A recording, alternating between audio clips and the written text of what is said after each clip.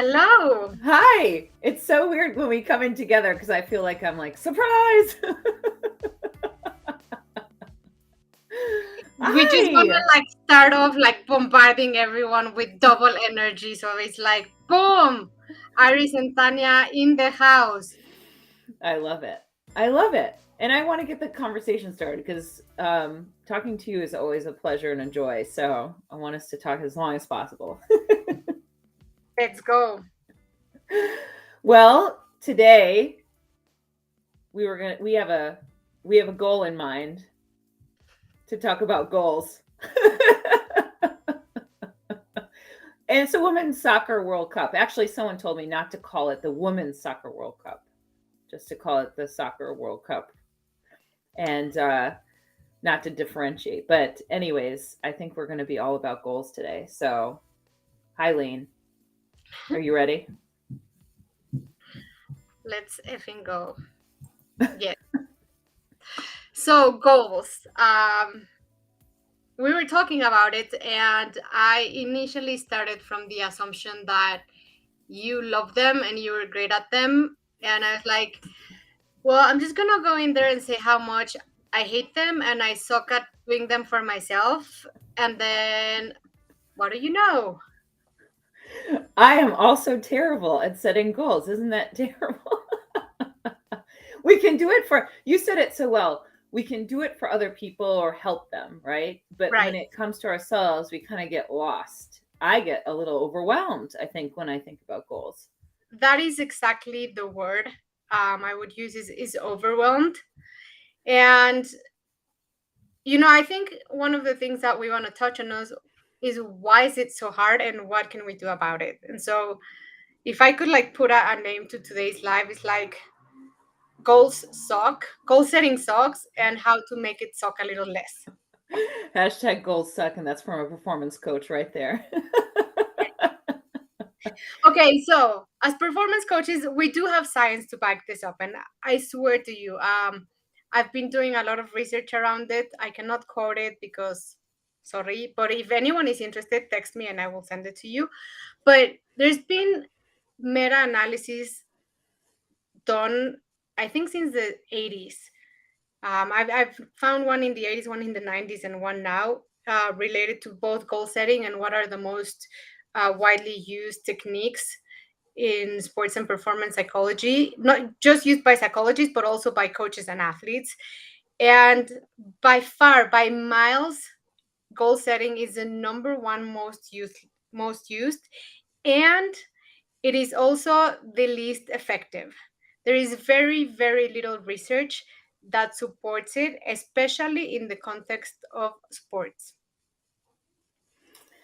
I think so. Two things. One is I've definitely been an athlete that sets goals, and of course, you're making an Olympic team. But to your point, there's so many things that are out of our control that when we have these outcome based goals, they can often overwhelm us, trip us up, and make us feel sort of less than. So I think sometimes making those goals just feels very difficult, and it feels just not unattainable, but it feels hard because there's just so many things, especially when you're living life. Right. And you mentioned outcome goals and research this. I do remember Weinberg because he's in every sports psychology book. He talks about there being three kinds of goal, right? So outcome oriented, process oriented, and performance oriented. I always get confused because to me performance oriented are outcome oriented. um, but one of the things that I do get from him is the focus on the process, because I do believe that I've actually stopped using setting goals. I say the goal achievement process. And I focus on the process part because I do really think that when you set them and you either accomplish them or you don't, they give you information about yourself and about how you go about doing things. I wanted to quote Lane because he said my challenge with goals. I used to focus on them myopically and forgot to focus on the activities that make them come to life. And that's what I told you before, right? So a lot of my outcome goals, right? So you forget about the process, to your point. Right. And then to Lane's point too, is I would get to the outcome and be like, okay, now I'm supposed to be happy because I got here. And I'm like, I'm not happy.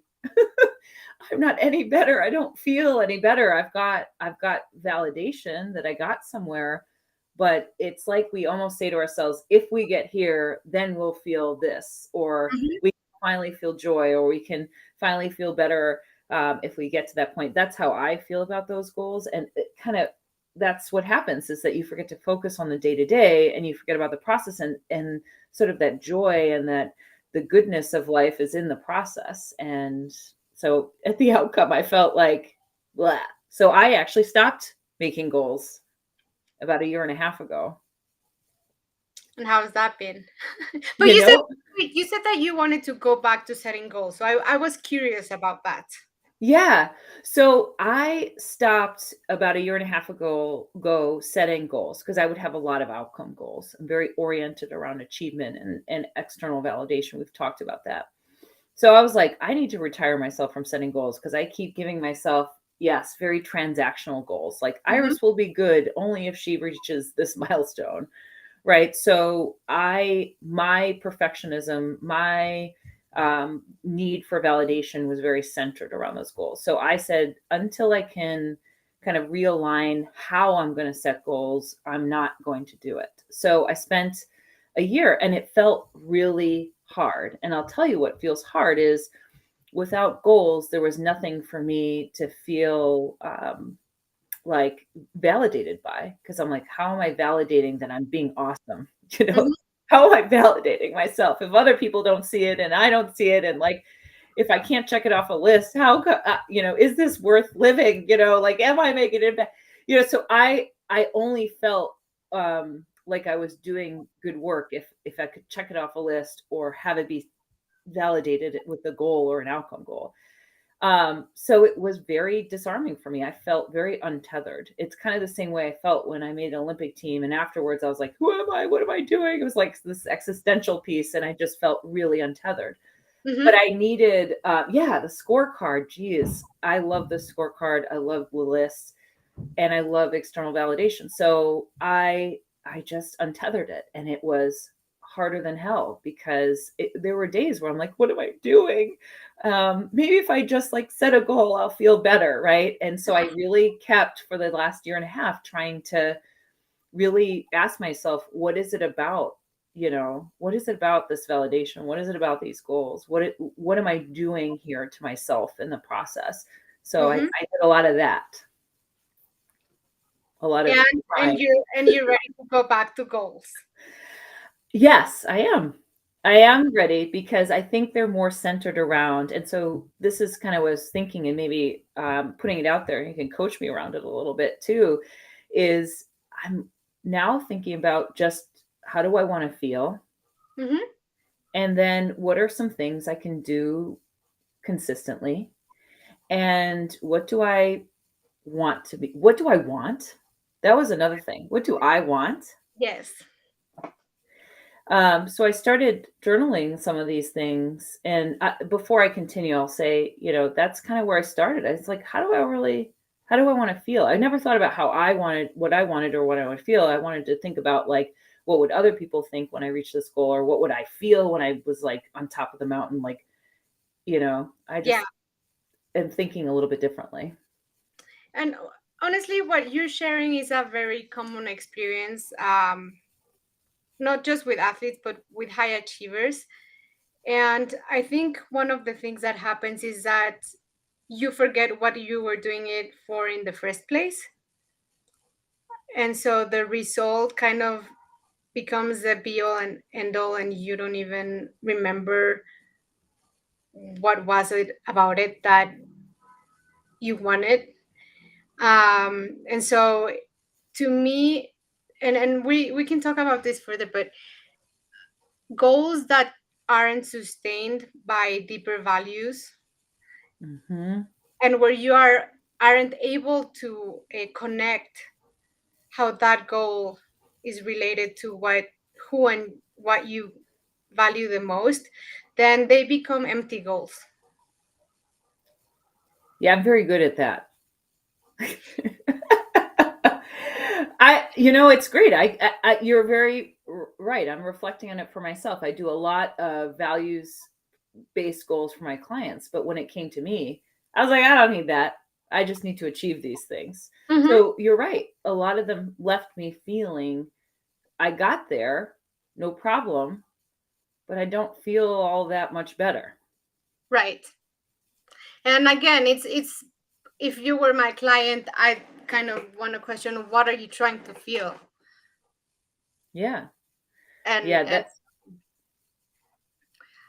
um so kind of also reverse engineering it, and if you aren't like, or what are you trying to not feel, and so what are those goals hiding? yeah, I uh, want to mhm, what are those goals hiding? mhm, When we went that's the point of the year and a half, the untethered. Because when we tether ourselves and we're myopically focused on those outcome goals, we forget to do the work for ourselves. And we're not really sure why we're doing it, or we're not really checking on the values and the purpose of it. And so mhm. that is absolutely part of that. Um, what about you? What's so hard? Before I continue down my like, this is how I'm goal setting now. What do you find so difficult about setting goals for yourself? The word you said, overwhelming, just hits right on. So the way I would very simply define a goal is something that you want to achieve within a certain period of time. But I suck at times and planning. And so, when I'm like, well, how long will it take me to do this? Shit, I've got no effing idea. And so I just start getting like bogged down by it. And then I'm like, okay, that part of this is breaking it down. But my ADHD brain is like, how much do you break it down? And so then I just get like, I go in a rabbit hole of like breaking stuff down. And then I'm like, so do I set like mini tiny itsy bitsy goals, and it just like I just get overwhelmed by all of the planning and decision making and timing involved. um and I also know, and this is both from my own work and working with clients, is that goals often take a lot more time than we think they will take. Unless you're an Olympian, then like you have no choice, you have the 4 years. But for most of us, like anyone who's started a business, anyone who started like everything that's worthwhile pursuing will generally take a lot longer and be a lot more challenging, and will require pivoting and adapting along the way. So if we're just focusing on the process, I mean on the goals and not the process, then it always, for me, ends up feeling like, well, there goes that, like I didn't achieve it. Yeah. Yeah, is setting bars that eventually make you feel bad, right? Like even if you achieve it, you could feel bad. If you Mhm. don't and don't set the bar where you need it, that feels kind of bad, Yeah, right? but for me it just comes down to like the timing and the breaking it down. Yes. um so one of the things, I don't know if we can do it today, or but we can do it next time, is coaching each other through a goal achievement process, so that whoever's listening can see the kinds of questions that we're asking each other. Because I think sometimes that gives you insight. Maybe I'm not asking myself the right questions, and maybe you're not asking yourself the right questions, and that's what makes it hard. um, but yeah, I think, you know Lane, he could be part of the live with us because he goes Yeah. through the same stuff, right? The more kind of we hang on to, like, I have to achieve this first goal, and if I don't achieve this goal, then the bigger goal like won't come true. And it's like we we forget about the part of like flexibility and adjustability and just like very neutral thinking and next steps that Hmm. sometimes are tied to very unflexible goal setting processes. I think the hard part you just said too is you're right. It takes us a lot longer to achieve these goals. and high achievers, we often want to just do it right away, right? And I think I love what you said, if anything is worthwhile, it's going to take us time, and there needs to be some flexibility and adaptability.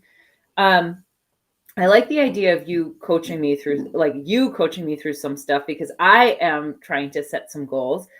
But I guess the way I kind of break it down in my head, because when I take the overwhelm, I think of concentric circles, like this circle, this circle, this circle. I think about, like, a lot of coaches will start with a bigger map, and the biggest concentric circle is, what is the meaning you want to make Mm-hmm. in this world, the impact you want to make. And some coaches even start with writing, I know this sounds very hard, but a eulogy for yourself.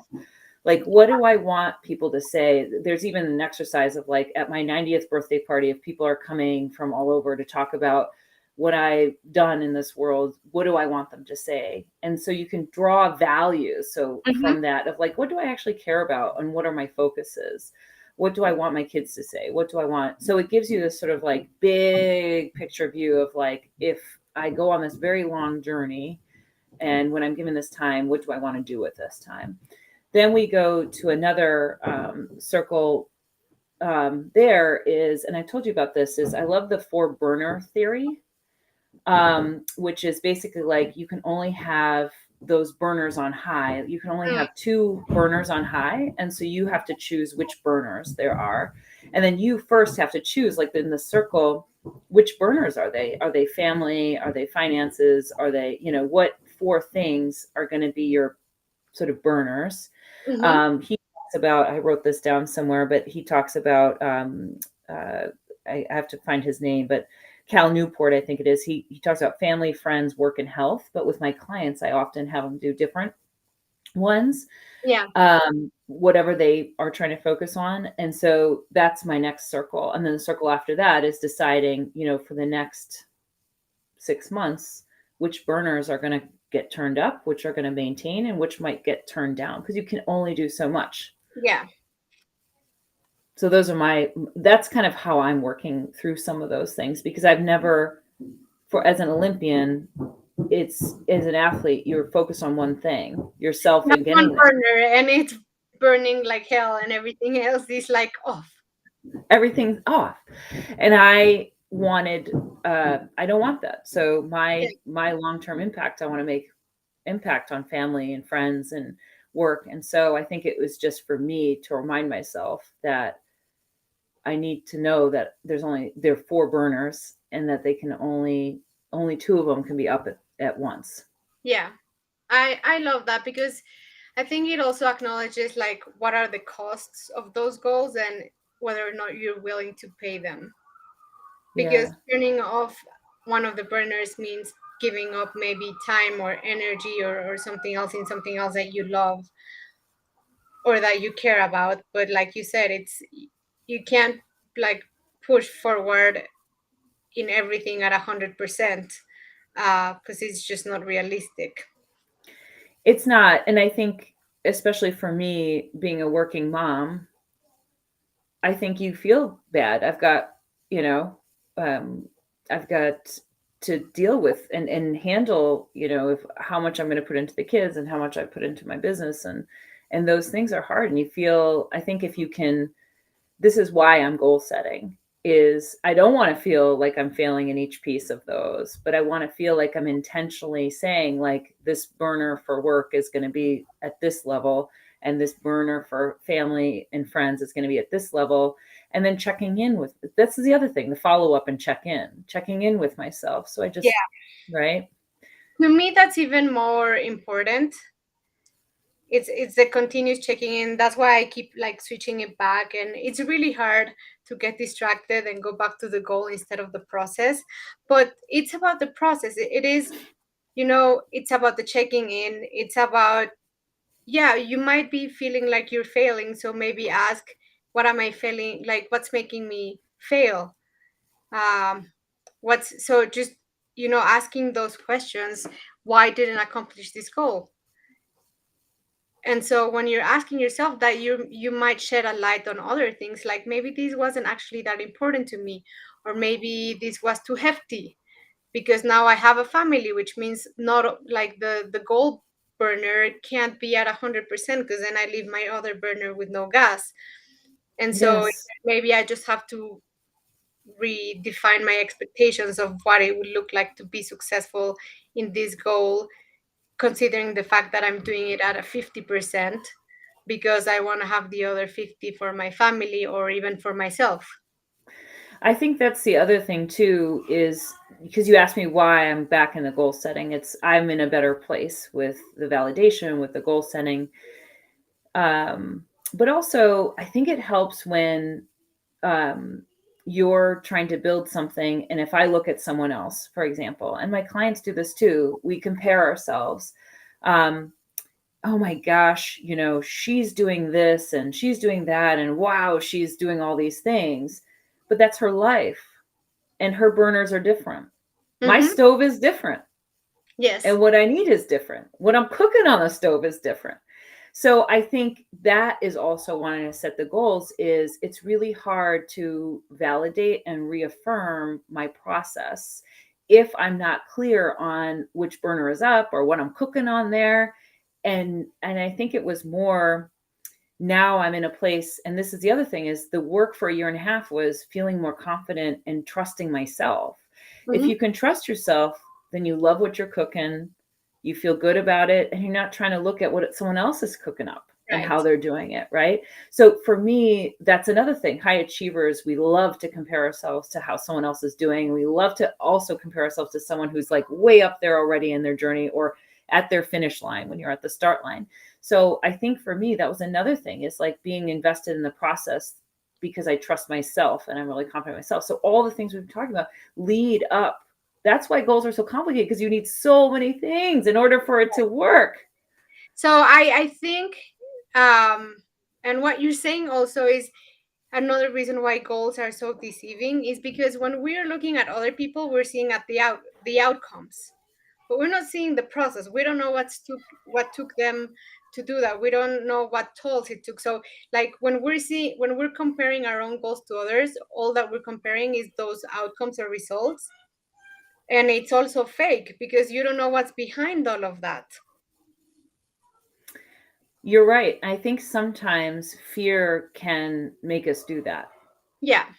right? So it's another method to hide, is to look at someone and say, oh, well, they're achieving all these things and making yourself feel bad. I think it's another way to kind of not getting to neutral, but buying into the fear and then Yeah. not trusting yourself. So again, for me, journey was trust before I could do all that. What about you? What helps you set goals? I want to know about that, because I talked So about me. I'm revealing all of my secrets. in one of my periods of like defying goals and goal setting and like what performance coaches generally do, um, and to Lane, yes, we are giving a name now to goals, and I so I went like F smart goals. I'm doing dumb goals. So Mary, if you can put them up. Um, and so what I basically did is I call them dumb goals because they're so simple. You will feel dumb when you're doing them. And the D is for doing. So to me, they're very clearly action based. Either you're doing it or you're not doing it. And so that links back to the process because it's not an outcome. Actions are process. So did you do it or did you not do it? That's simple. Like for me, goals are, did I do it? Then you is up to you. So for a goal to actually work, it has to be at least 80% up to you. I don't think that anything is 100% up to us. But I think again we keep forgetting that people, like another coach thing is like control what you can control. Well, that's kind of dumb because we often think that we can control a lot more than we actually can. Amen. And so to me, the US like it's up to you. Like you are mostly in control of your actions. And I say mostly because you have kids, you have dogs, you have like life, life happens. And so, but ultimately, whether you do or don't do something is up to you. Then the M is something that we've talked about and it's meaningful. How are they adding meaning to your life? if you look back at it, will you regret the things that you're doing to achieve your goal, or will they add like color and passion and like joy, and like, are these something that will make your life better in every aspect and not just one aspect? And then the B is aligned to the kind of person that you want to be. And it's kind of like what you mentioned before. They're not just things that I'm doing. That's, I mean, the D, yes, but what is it in the service of? How is it connected to who I really want to be, the kind of life I want to live? And so that's kind of how I go about them. um, and a big part of my process, both with my clients and with myself, is I always start with, um, even before the goal or with anything, with identifying obstacles. What keeps getting in the way? Because those things are going to keep showing up. And so Mm-hmm. you need to be ready for it. And those things will also help identify maybe how your goals are not aligned to who you want to be, or how, if you are so certain that that's who you want to be and they have so much meaning, then that should be more powerful than the obstacles that are getting in the way. I love the dumb goals. I should I'm going to probably make use them them. combo now so that we put the offer obstacles at the end. I'm gonna change them now. Yeah, I love this. Now we're going to have to write this out. I think one of the last things I'll say is in really successful athletes, they are very oriented around this. If we tether ourselves to these outcome goals, it's very tethered to resilience, right? So if something bad happens or something goes wrong, we sort of fall apart. So one of my friends is a Hall of Fame rower for Harvard, two-time Olympic gold medalist, silver medalist, Karin Davies, and she talked about being tethered to something bigger, like for the team, or she's tethered to different things, my family and friends, not just the outcome of making the Olympic team or making a gold medal, because it's really tied to resilience. Mm-hmm. Yeah, and it's tied to resilience. I think it's also tied to growth mindset. I think again, when the process isn't done correctly, it can lead you to like the ego rather than the task oriented mindset, and the you forget that not doesn't mean not yet. So I think again, like, doing it doing the right process is very powerful, but doing the process the wrong way can also be very harmful and detrimental. And I do think that this is something, like, whether it's with a coach or a friend or a teammates, having someone to ask you questions, having someone to like kind of have them back and forth to like open your perspective, also makes for a way more goal achievement process, more effective. You're right. You've got to do it with a team. You can't just do it in your own head. Do you think, so this is a question for you as the ending question is, do you think that accomplishments and outcomes are just a byproduct as you're on the journey?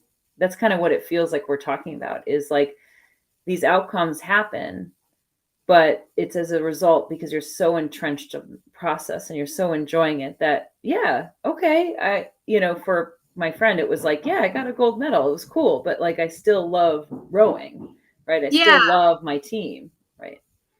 Yeah, and I also think that when you are so immersed in the process, you might end up achieving things that you never dreamed of, or outcomes or goals, or finding things that weren't there, because part of the process is kind of learning about yourself and like following kind of your own thing. And so, you know, what do the people that didn't get gold get? What did the people that didn't get a medal get? Like, if there's nothing more to it, if there isn't anything in the process, then I find it scary to think about. If like, if that's the only thing that matters is that, then anything short of that means failure. We have Yeah. a problem. Yeah. It's a recipe for disaster, a total meltdown. Tanya, we could talk forever. Tomorrow, Yes, Krista and Josh. Oh my God. that's gonna be fun. Yeah, see, Krista. It'll be fun. I love talking to you. Same to you. Thank you for this very honest, very real conversation, Lane. Thanks for like chipping in, and we hope everyone shows up tomorrow because Josh and Krista bring the energy. They do. Bye, Lane. Bye, Matt. Bye, everybody. Bye.